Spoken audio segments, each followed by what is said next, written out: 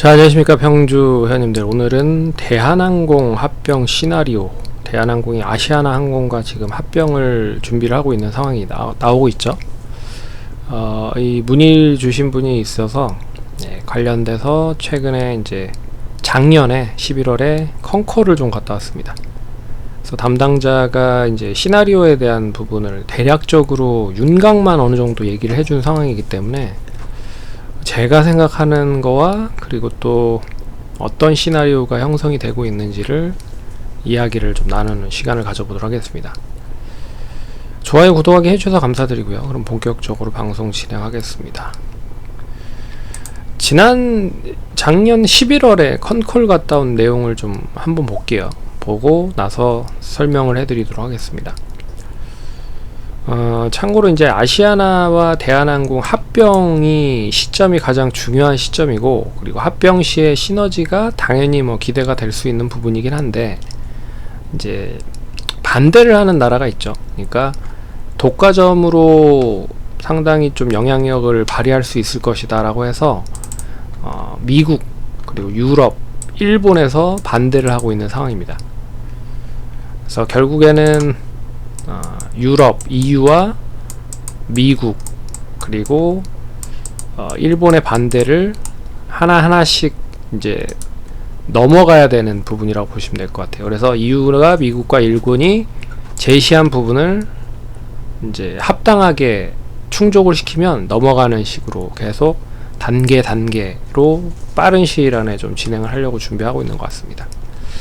뭐 사업별 매출을 보면 역시 여객 노선이 국내 쪽은 3.4% 낮지만 해외 쪽에 대한 매출이 높습니다. 그래서 거의 60%가 이제 해외 노선이고요.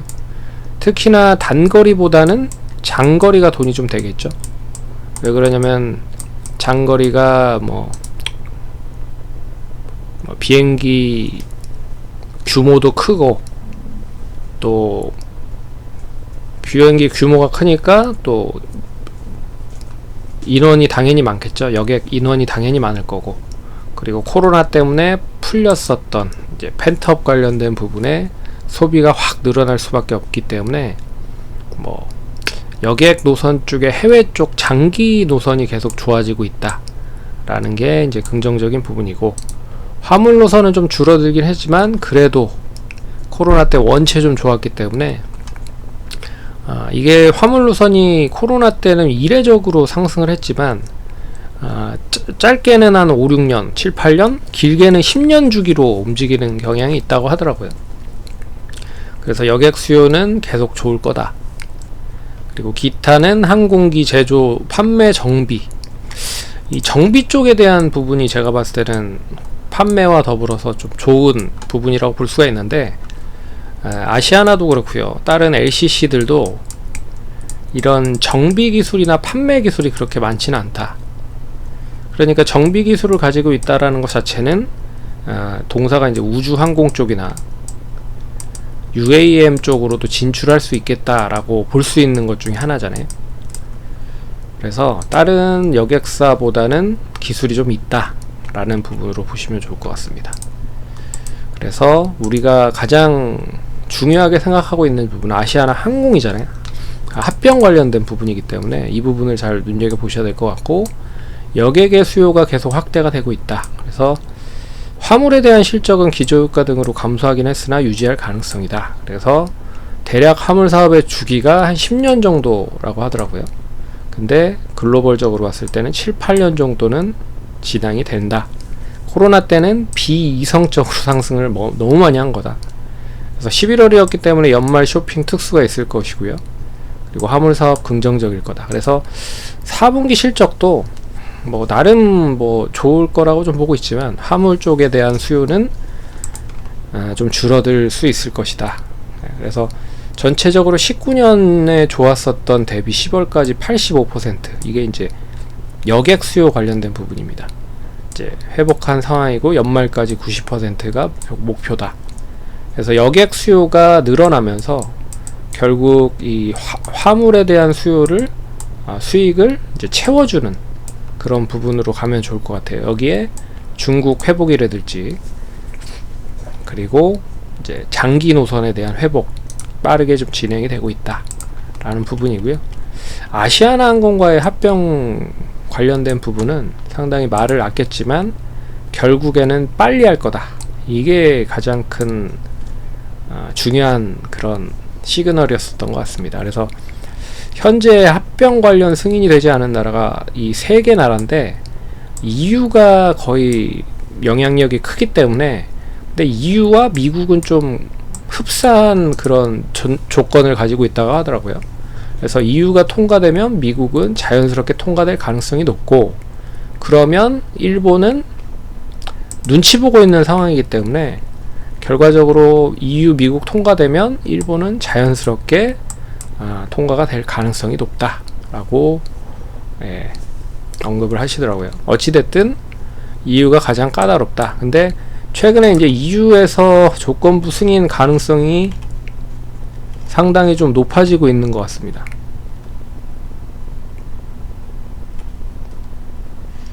그래서 심사 결과가 EU에서 EU 집행위원회가 4달 중에 조건부 승인을 할 거다 라는 얘기가 이제 슬금슬금 나오고 있는 것 같아요. 일단 여러가지 조건 중에 하나가 이 아시아나항공 쪽에 대한 화물 사업에 대한 부분을 정리하는 것으로 이야기가 좀 나오고 있는 부분입니다. 그래서 그때 당시에는 10월, 12월까지는 정리를 할 거다. 정리는 국내 업체로 진행을 한다라고 언급을 하시더라고요. 어찌됐든 10월, 12월에 마무리가 될 거다라고 했는데 지금 1월이죠. 좀 연기된 부분이 없지 않아 있는 것 같습니다. 그리고 생각한 대로라면 1월이면 대략적인 인수합병에 대한 밑그림이 완성이 될 건데, 이것도 얘기가 이게 이제 전제로 화물에 대한 부분이 외곽이 안 되다 보니까 결과적으로 시간이 좀 걸리는 부분인 것 같다. 그리고 추가적인 노선 정리는 가능하고 큰 문제는 없을 것으로 판단이 된다. 그래서 우리가 생각하고 있는 부분은 그러면 이제 수혜를 볼 수 있는 쪽이 2가지로 나눌 수가 있는 거죠. 첫 번째는 이제 화물 매각에 대한 수혜. 그래서 지금 얘기로는 화물 쪽에 대한 인수는 이제 국내 업체로 한정이 된다라고 하는데, 주요 이제 LCC 쪽, 우리나라 LCC 쪽이나 여기에 이제 국내 물류 기업들, 이렇게 한 2가지로 나눌 수가 있을 것 같습니다. 그래서 물류는 아니지만 예전에 HDC와 매각 관련된 얘기가 나왔었잖아요. 그래서 HDC가 다시 할 수 있을지 모르겠지만, 어찌됐든 뭐 컨소시엄을 구성할 수 있을 때 HD도 할 가능성이 높지 않겠느냐라고 좀 보고 있는 부분이고, 물류는 뭐 아시다시피 뭐 CJ가 있을 거고, 거기에 뭐 여러 기업들이 있을 거라고 좀 보고 있습니다. 그리고 LCC는 아시다시피 이제 제주항공, 이스타항공은 좀 어려울 거라고 보고 있고, 에어 프레미어나 에어 인천 이런 쪽에서 이제 얘기가 되고 있는 것 같아요. 그래서 결국에는 화물 쪽은 상장되어 있는 회사로 보면 이제 제주항공이 제일 유력하지 않을까라고 보고 있고, 거기에 이제 뭐 재무적 투자자를 얹어서 컨소시엄을 구성하지 않을까, 그렇게 좀 보고 있습니다. 그렇게 보는 게 이제 하나의 시나리오고, 두 번째는 이제 장거리 노선에 대한 수혜죠. 그래서 지금 아시아나와 대한항공에 대한 장거리 노선이 겹친다. 겹치니 이 겹치는 부분에 대한 노선을 정리를 해야 되는 거죠. 그러면 정리를 국내 쪽에 있는 LCC 기업들한테 넘기겠죠. 네. 그래서 이제 LCC 쪽에 넘기는 쪽에 가장 수혜가 클 수 있는 쪽이 이제 티웨이 쪽인 것 같습니다. 그래서 티웨이가 지금 이제 독일 프랑크푸르트, 그리고 프랑스의 파리, 그리고 이탈리아의 로마, 스페인 바르셀로나, 뭐 이 등등등의 유럽 노선에 대한 일부 슬롯을 티웨이 쪽에서 가져갈 수 있지 않겠느냐 라고 하는 부분으로 이제 기대감이 있다는 거죠. 뭐 다른 LCC 따져보면 뭐 제주항공 정도가 있을 것 같은데, 제주항공은 이제 화물 쪽에 좀 힘을 실으려고 준비를 하고 있는 부분인 것 같아서 이렇게 좀 나눌 수 있을 것 같습니다. 그래서 결국에는 이 대한항공이 아시아나항공을 결국엔 합병을 할 거잖아요. 지금 흐름으로만 보면 이게 투자 가치가 높을 것이냐, 아니면 티웨이는 장거리 노선, 제주항공은 이제 화물이라는 거죠. 이렇게 되는데, 뭐 제가 봤을 때는 물론 뭐 시너지가 제일 높은 거는 대한항공과 아시아나항공이겠죠. 근데 주가 흐름으로만 보면 이쪽이 더, 이 장거리 노선과 화물을 이수한다라는 조건이면 티웨이와 제주항공에 대한 주가 탄력이 더 좋지 않을까라고 보고 있습니다. 왜 그러냐면 이 대한항공과 아시아나항공보다 시가총액보다 뭐 티웨이와 제주항공의 시가총액이 훨씬 낮잖아요. 근데 리스크가 있습니다. 어떤 리스크냐, 이제 과연 티웨이가 장거리 노선을 확보를 할 수 있겠느냐, 이건 이제 확정한다라는 전제 조건 하에 이쪽에 더 상승 확률이 높은 거잖아요. 그래서 제주항공도 역시나 화물 인수를 한다라는 전제 조건 하. 근데 뭐 제가 봤을 때는 이 두 업체 모두 장거리와 화물 노선을 같이 이제 병행을 해서 컨소시엄을 내면 둘 중에 하나는 될 것 같은데, 이제 어떤 쪽에 확실하게 되는지가 관건일 것 같고, 혹시라도 두 업체 모두 안 된다라고 하면 이제 문제가 커지는 거죠. 그렇기 때문에 그런 리스크가 있다. 뭐 하이 리스크 하이 리턴이기 때문에 뭐 리스크를 따지는 부분으로 보았을 때 리스크를 상당히 많이 줄이겠다라고 하면 뭐 대한항공, 아시아나항공이고, 리스크 대신에 난 수익을 원하겠다 하시는 분들은 뭐 티웨이나 제주항공이 높을 것 같다 라고 제 생각을 좀 언급을 해드리도록 하겠습니다. 그래서 그렇게 보시면 투자하시는 데 좀 도움이 되지 않을까 보고 있고요. 뭐 차트를 잠깐 볼까요? 차트 잠깐 보면 티웨이는 6,400억입니다. 제주항공은 1조 800억이고요. 시가총액으로만 보면 이제 티웨이가 뭐 6천억이기 때문에 상당히 좀 긍정적인 흐름이죠. 뭐 1조만 가더라도 한 뭐 7-80% 정도 수익이 나는 거니까. 근데 영업이, 그러니까 이 기본적인 실적으로만 보면 1조 뭐 예상을 하고, 뭐 작년 올해 3분기까지에 대한 실적이 1조 정도 나온 거니까 9,898억이 나왔습니다.